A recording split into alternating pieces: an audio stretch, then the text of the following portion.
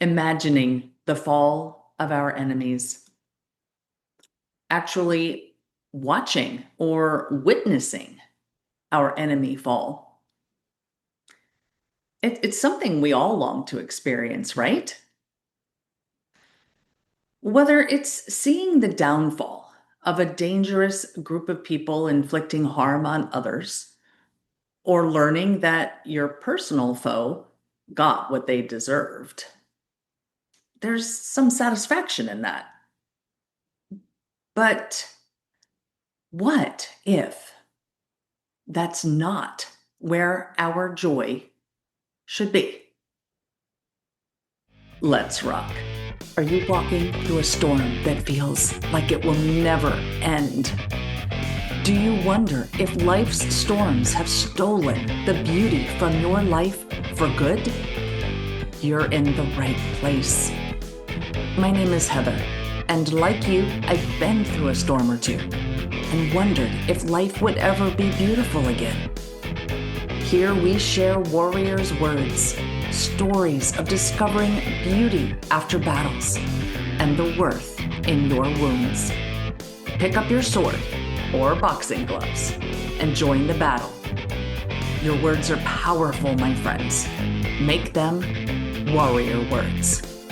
The 72 returned, rejoicing, and said, "Lord, even the demons are subject to us because of your name." Jesus said, "I have observed Satan fall like lightning from the sky. Behold, I have given you the power to tread upon serpents and scorpions, and upon the full force of the enemy, and nothing will harm you. Nevertheless, do not rejoice because the spirits are subject to you, but rejoice because your names are written in heaven." Luke 10:17 through 20.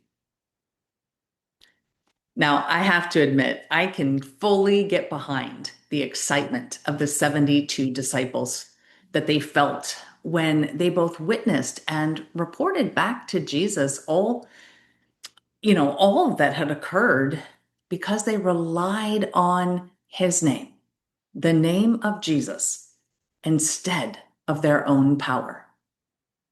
I mean, I think I'd be excited too, knowing the power I had.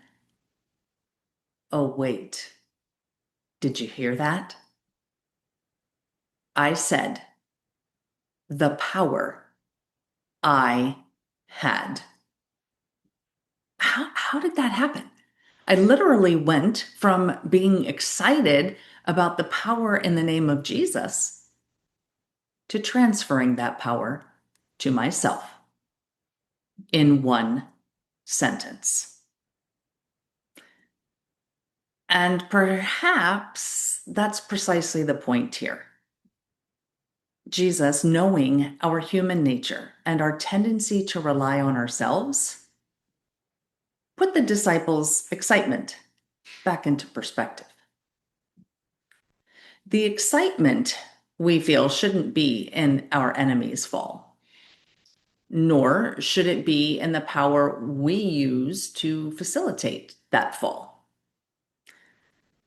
Our excitement should lie in the fact that we did what was asked of us. We did what Jesus taught us to do. We relied on him and his power, not our own power.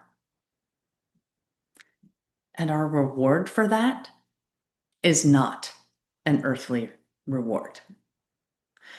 We do not reap rewards personally when our enemies fall, at least not eternal ones. Sure, we may feel safer when a dangerous gang member is convicted and sentenced to prison. We may feel vindicated when a judge issues a restraining order against someone who has hurt us. And how about a more recent example?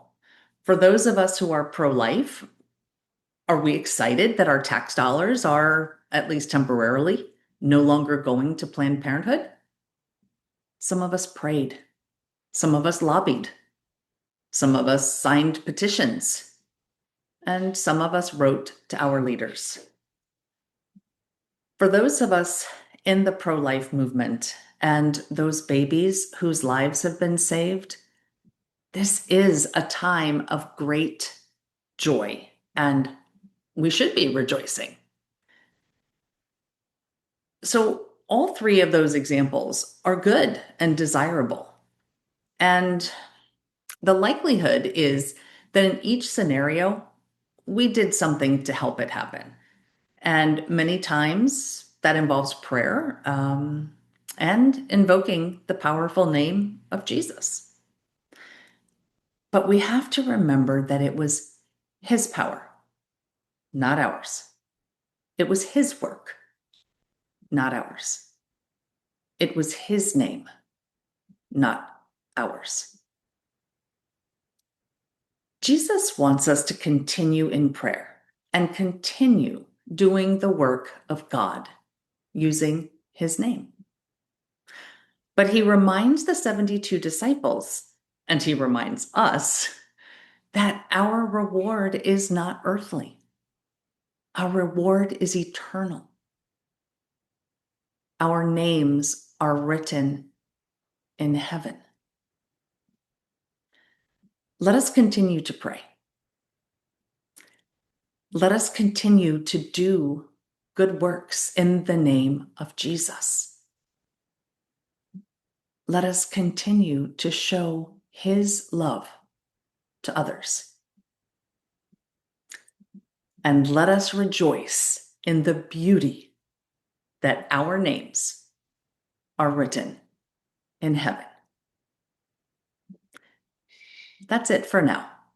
Remember, armor up. Fight the good fight. Seek beauty. And make your words warrior words. God bless.